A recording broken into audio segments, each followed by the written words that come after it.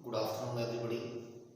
कल हमने कवि भूषण को करवाया था, कवि भूषण के 2 पद करवाए थे और आज तीसरा, चौथा और 5वां यहाँ लिखा हुआ है, तो ये 3 पद और देखेंगे। आज यहाँ जो तीसरा पद दिया हुआ है उस तीसरे पद में कवि भूषण ने छत्रपति शिवाजी के शौर्य पराक्रम वीरता का वर्णन करते हुए उसे इस पृथ्वी का भरण पोषण करने वाला तथा मुगलों का काल बताया है। ठीक है, अर्थ देखते हैं। तेरी भुजान में भूतल को भार, कहे बेको शेषनाग दिगनाग हिमाचल है।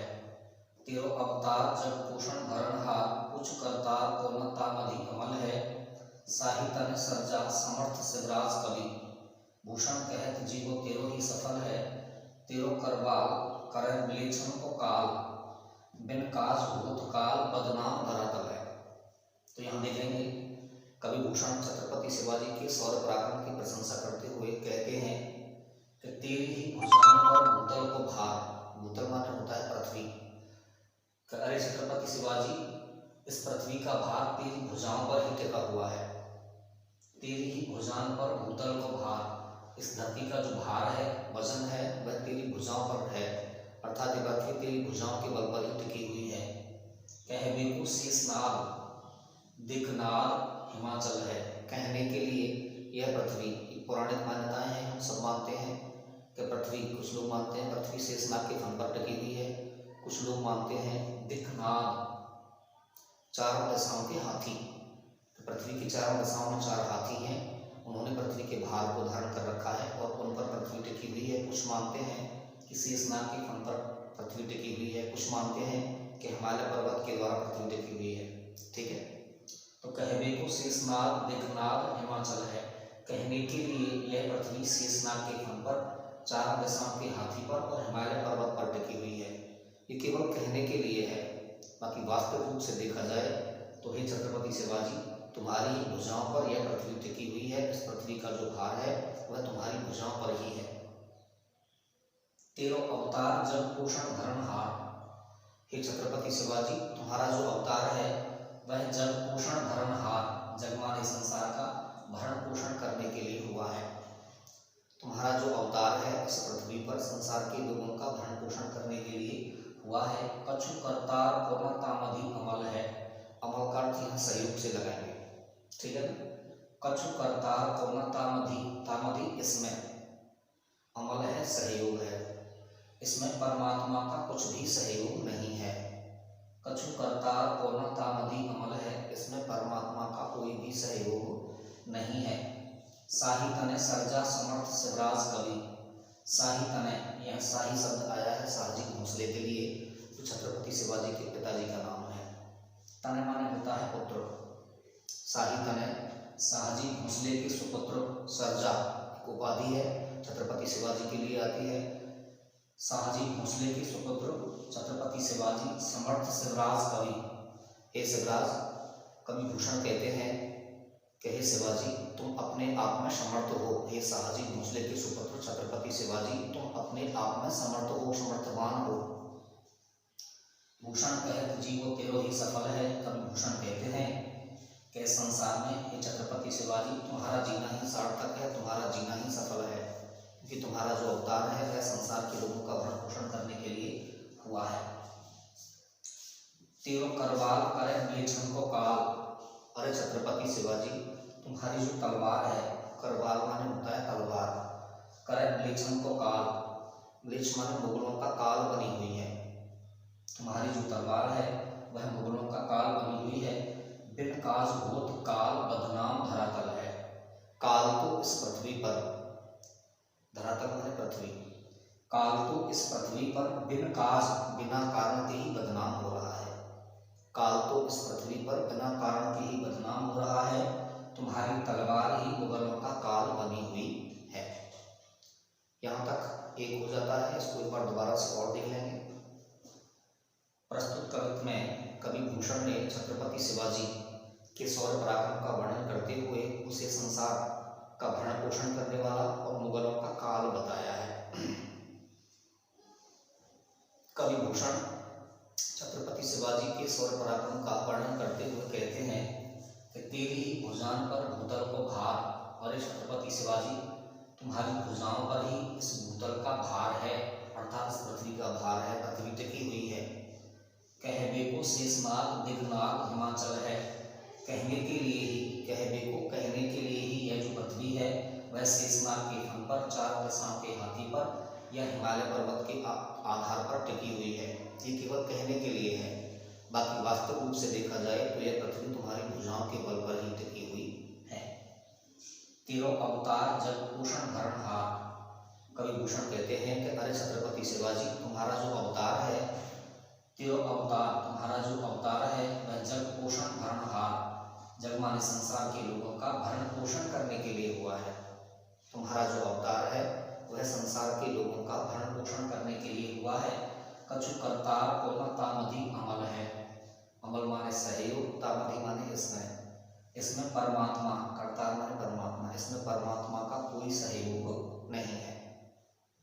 साहित्य ने सर्जा समर्थ शिवराज कवि भूषण, कवि भूषण कहते हैं कि साहित्य ने, अरे शाहजी भोसले के सुपुत्र, तने माने पुत्र या सुपुत्र, सर्जा शिवाजी छत्रपति शिवाजी, समर्थ तुम अपने आप में समर्थ हो। अरे शाहजी भोसले के तने माने सुपुत्र छत्रपति शिवाजी तुम अपने आप में समर्थ हो।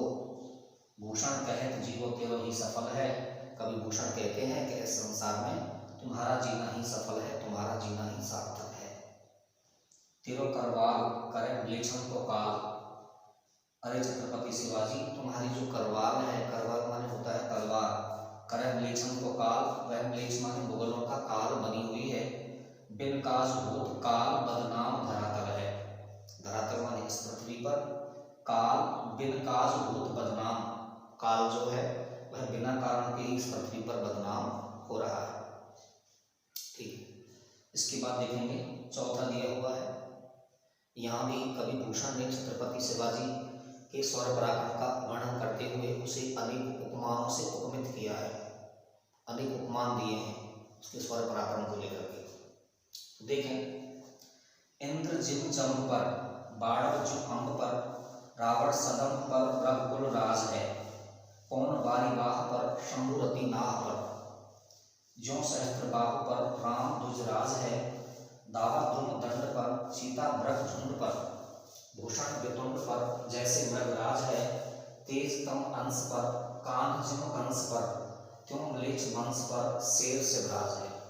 छत्रपति शिवाजी को म्लेच्छ वंश पर, मुगल वंश पर शेर बताया गया है।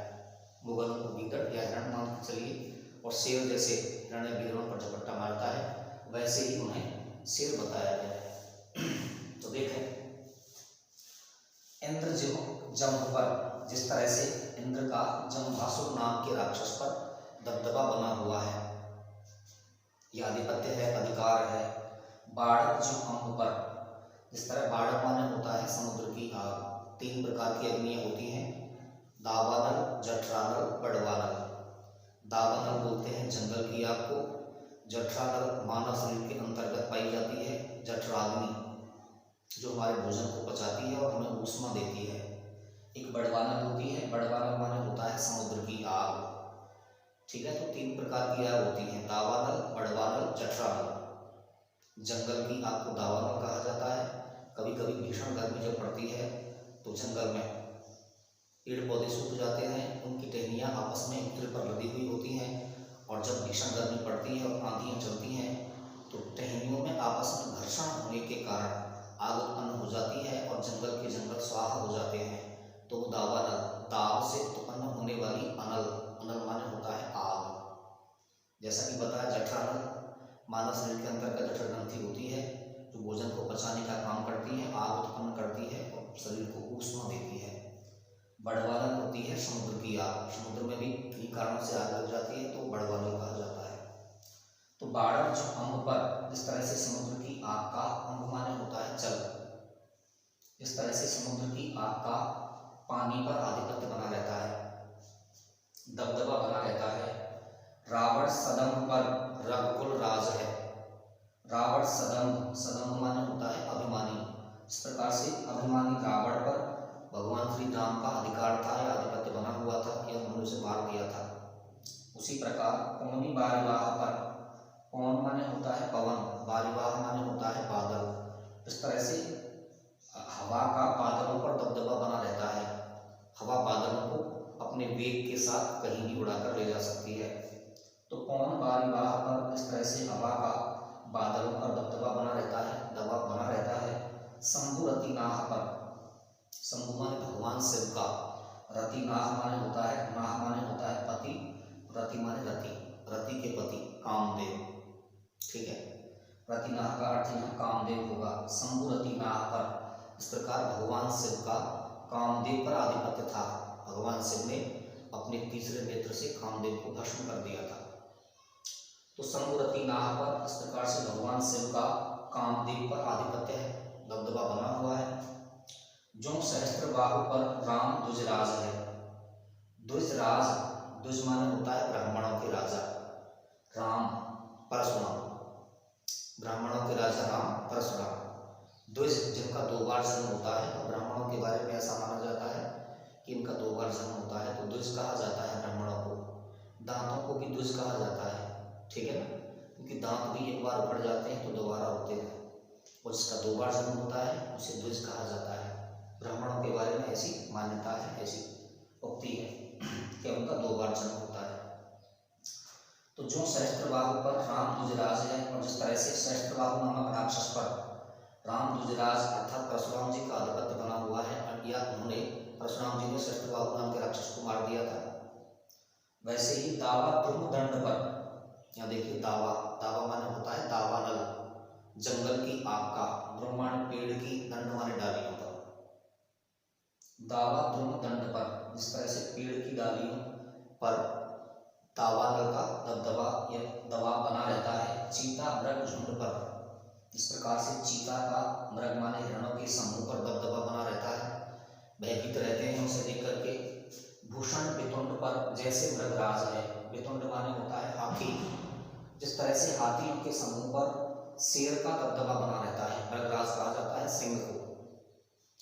तेज तम अंश पर, जिस प्रकार से सूर्य की किरणों का या तेज का तम अंश, अंधकार के अंश पर दबदबा या दबाव बना रहता है। कान्हा जन्म कंस पर, इस प्रकार से भगवान श्री कृष्ण का कंस पर प्रभाव बना हुआ था, यह उन्होंने उसे मार दिया था। क्यों म्लेच्छ वंश पर, उसी प्रकार म्लेच्छ वंश माने मुगलों के वंश पर शेर शिवराज है। छत्रपति शिवाजी सदैव शेर रहे हैं, अर्थात सदैव छत्रपति शिवाजी ने मुगल वंशों को पराजित, मुगल लोगों को पराजित किया है, मुगल राजाओं को पराजित किया है। यहाँ एक बार दोबारा से देख लें। छत्रपति शिवाजी के शौर्य पराक्रम की प्रशंसा करते हुए कवि भूषण ने उन्हें विभिन्न उपमानों से उपमित किया है, या विभिन्न उपमान दिए हैं, ठीक है ना। देखें, इंद्र जिम जम पर, जिस तरह से भगवान इंद्र का जम्भासुर नाम के राक्षस पर प्रभाव था या दबदबा बना हुआ था। बाड़क जो अम्ब पर, इस प्रकार से समुद्र की आग का पानी पर दबदबा, दबाव बना रहता है। रावण सदम्भ पर रघुकुल राज है, और जिस तरह से सदम्भ रावण, अभिमानी रावण पर भगवान श्री राम का आधिपत्य बना हुआ था, या उन्होंने उसे परास्त कर दिया था। पवन बारिवाह पर, जिस तरह से पवन माने हवा का, बारिवाह माने बादलों पर दबदबा बना रहता है। शंभु रतिनाह पर, इस प्रकार से भगवान शिव का कामदेव पर दबाव बना रहता है, दबदबा बना रहता है, प्रभुत्व रहता है। स्यों जो सहस्त्रबाहु पर राम द्विजराज है, और जिस प्रकार से सहस्त्रबाहु नाम के राक्षस पर परशुराम जी का आधिपत्य था, शत्रुता थी दोनों की, इनकी शत्रुता का कारण भी था। एक अंतर कथा आती है। परशुराम जी के पिता का नाम था जमदग्नि। ऋषि जमदग्नि जंगल में तपस्या करते थे, परशुराम जी के साथ रहते थे। इनके पास एक कामधेनु नाम की मनोवांछित फल देने वाली गाय थी। तो एक बार सहस्त्रबाहु नामक राजा शिकार खेलते हुए जंगल में आए। प्राचीन काल में राजा मोड़ी होते ही थे, शिकार नहीं मिला है तो चाहे रात हो जाए वापस नहीं जाएंगे, भूखे प्यासे पड़े रहेंगे जंगल में। तो ऐसे ही प्यास लगी तो पास में ही जमदग्नि ऋषि का आश्रम था, वहाँ पहुँच गए। महर्षि जमदग्नि ने उनका आदर सत्कार किया, जलपान कराया। तभी सहस्त्रबाहु की जो निगाह है वह कामधेनु नामक गाय पर पड़ी। देखकर लाले हो गए क्या साधु सन्यासियों को ऐसी गायों से क्या मतलब है, क्या प्रयोजन है, ये गाय तो मेरे पास होनी चाहिए। महात्मा से कहा, महात्मा ने मना कर दिया। जमदग्नि ऋषि के मना करने पर सहस्त्रबाहु ने उन्हें भला बुरा कहा। भला बुरा कहने के बाद भी जब वो नहीं माने तो जबरदस्ती उस गाय को छीन करके ले गए। परशुराम जी जब आश्रम में आए तो पिता को उदास देखा। महर्षि जमदग्नि उदास बैठे हुए थे। पूछा, पिताजी क्या बात है? तो बताया कि इस तरह से एक सहस्त्रबाहु नामक राजा यहाँ पर आया था, वह गाय को जबरदस्ती छीन कर ले गया है, मुझे भी भला बुरा कहकर गया है। तो परशुराम जी उसी समय क्रोधित तो थे ही, अपने हाथ में कुठार लेकर के चल दिए। उस समय सहस्त्रबाहु अपने राज्य में नहीं था, जितने भी सैनिक वहाँ थे सबको मार दिया और गाय को वापस आश्रम में ले आए। उधर जब बाद में सहस्त्रबाहु नामक राजा आए, उन्हें पता चला कि कोई व्यक्ति यहाँ आया है, सैनिकों को मार गया है और गाय को छीन ले गया है, तो वह पुनः ऋषि के आश्रम में आए और इधर इस बार उन्होंने जमदग्नि ऋषि का वध कर दिया, हत्या कर दी और गाय को छीन करके ले गए। जब परशुराम जी को पता चला तो फिर वे सहस्त्रबाहु के आश्रम में गए, महल में गए, रजवाड़े में गए, राज्य में गए और उसे मार दिया और गाय को वापस छीन लाए। तो ये इस क्रूरता का प्रमुख कारण रहा। गाय के ऊपर हुआ था, कामधेनु नाम की गाय थी, मनोवांछित फल देने वाली। तो जो सहस्त्रबाहु पर राम विजराज है, इस प्रकार से सहस्त्रबाहु नाम के राजा पर परशुराम जी का आधिपत्य बना हुआ था, दबदबा बना हुआ था। दावा द्रुम दंड पर, इस प्रकार से दावा नल का, जंगल की आग का, द्रुम दंड पर, पेड़ की शाखाओं पर या डालियों पर दबदबा बना रहता है, जंगल की लकड़ियों पर दबदबा बना रहता है। चीता मृग झुंड पर, इस प्रकार से चीता का मृग के झुंड या समूह पर, हिरणों के समूह पर दबदबा बना रहता है। भूषण बेतुंड पर, जैसे मृगराज है, कवि भूषण कहते हैं, इस प्रकार से हाथियों पर, मृगराज माने सिंह का आधिपत्य बना रहता है।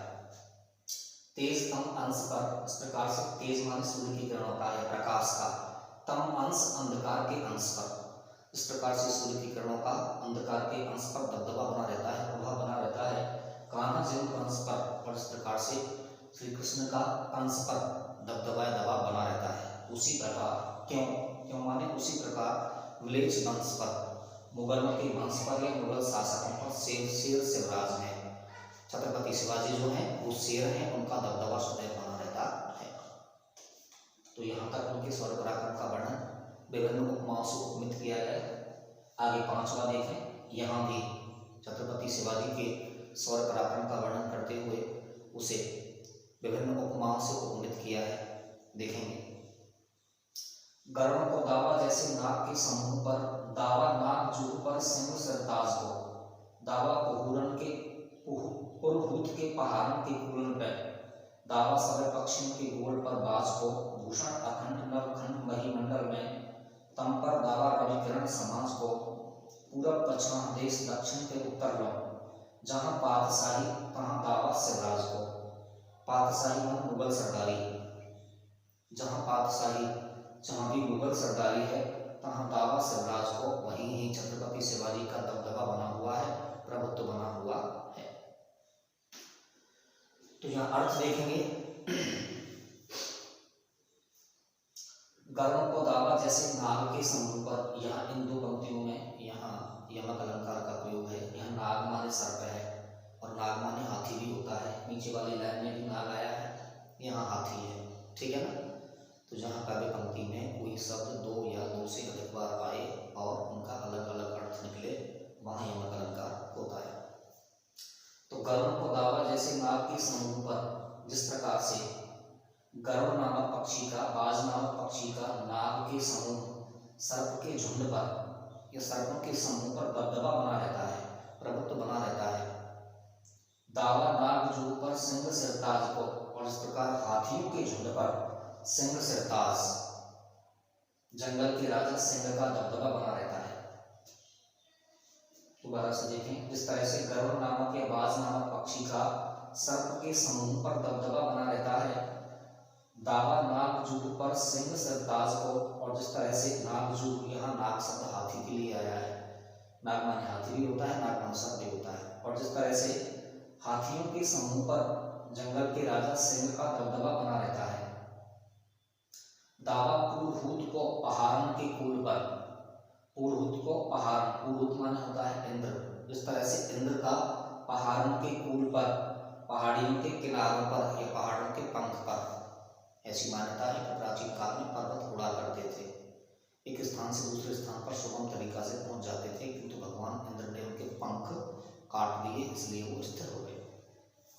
तो दावा पुरहुत के पहाड़ों के कूल पर, इस तरह से दावा पुरहुत को, इस तरह से इंद्र का दबदबा पहाड़ों के कूल पर, पर्वतों के किनारों पर या पंखों पर बना हुआ है। दावा समय पक्षियों के गोल पर बाज को, इस तरह से सभी पक्षियों के गोल पर या समूह पर बाज नामक पक्षी का दबदबा बना रहता है। जैसे अन्य सभी पक्षियों के गोल पर या समूह पर बाज नामक पक्षी का दबदबा बना रहता है। भूषण अखंड नवखंड महीमंडल में, कवि भूषण कहते हैं इस अखंड नवखंड से युक्त महीमंडल, इस वायुमंडल में नवग्रह माने जाते हैं, 9 ग्रह, ठीक है ना, पृथ्वी जैसे ही है, पृथ्वी भी ग्रह है, तो 9 ग्रह। भूषण अखंड, कवि भूषण कहते हैं कि अखंड नवखंड महीमंड में, इस महीमंडल में, इस संसार में, इस भूमंडल में जिस तरह से 9 खंडों पर अखंड रूप से, पृथ्वी से 9 खंडों पर, 9 ग्रहों पर अखंड रूप से छाए हुए तम पर, तम माने अंधकार पर, दावा रवि किरण समाज को, रवि किरण समाज सूर्य की किरणों के समाज का दबदबा बना रहता है। दोबारा से देखें, कवि भूषण कहते हैं कि इस वायुमंडल में नवग्रह जो हैं, 9 खंड हैं, उन पर व्याप्त अंधकार पर, इस वायुमंडल में नवग्रहों पर व्याप्त अंधकार पर, तम पर, अंधकार पर दावा रवि किरण समाज को, जिस तरह से सूर्य की किरणों के समाज का दबदबा बना हुआ रहता है। सूर्य की किरणों का जो समाज है, सूर्य की किरणें होती हैं, वह अंधकार को नष्ट कर देती हैं, प्रकाश फैला देती हैं। ऐसे ही पूरब पश्चिम देश, पूरब से लेकर पश्चिम देश तक, दक्षिण के उत्तर और दक्षिण से लेकर के उत्तर दिशा तक, जहाँ पातशाही, जहाँ भी मुगल सरदारी है, तहाँ दावा शिवराज को, वहीं पर शिवराज छत्रपति का दबदबा बना हुआ है, प्रभुत्व बना हुआ है। एक बार पुनः दोबारा से देखेंगे इसको। उक्त कवित्व में भी कवि भूषण ने छत्रपति शिवाजी के स्वर पराक्रम का वर्णन किया है और विभिन्न उपमाओं से उपमित किया है। देखें, गरुड़ को दावा जैसे नाग के समूह पर कवि भूषण कहते हैं कि जिस तरह से गरुड़ नामक पक्षी का सर्प के समूह पर दबदबा बना रहता है, दबाव बना रहता है, प्रभुत्व बना रहता है। दावा नाग जूह पर सिंह सिरताज को, जिस तरह से जंगल के राजा सिंह का नाग जूह पर हाथियों के समूह पर दबदबा बना रहता है। दावा पुरहुत को पहाड़ों के कूल पर, जिस तरह से इंद्र का पर्वतों के पंखों पर या पर्वतों के किनारों पर दबदबा या दबाव बना हुआ रहता है। दावा सभी पक्षियों के गोल पर बाज को, इस प्रकार से सभी पक्षियों के गोल पर, सभी पक्षियों के गोल पर बाज नामक पक्षी का दबदबा बना रहता है। उसी प्रकार भूषण अखंड नवखंड महीमंडल में कवि भूषण कहते हैं कि इस अखंड नवखंड 9 ग्रहों से युक्त वायुमंडल में तम पर, अंधकार पर दावा रवि किरण समाज को, अंधकार पर सूर्य की किरणों के समाज का दबदबा बना रहता है। ठीक उसी प्रकार पूरब पश्चिम देश, दक्षिण के उत्तर तक, पूरब से पश्चिम तक, दक्षिण से उत्तर तक लेकर के जहाँ पातशाही, जहाँ भी मुगल सरदारी है, जहाँ भी मुगल शासक रहते हैं, तहाँ दावा शिवराज को, वहीं पर छत्रपति शिवाजी का दबदबा बना हुआ है। धन्यवाद। ठीक है, आज के लिए इतना ही।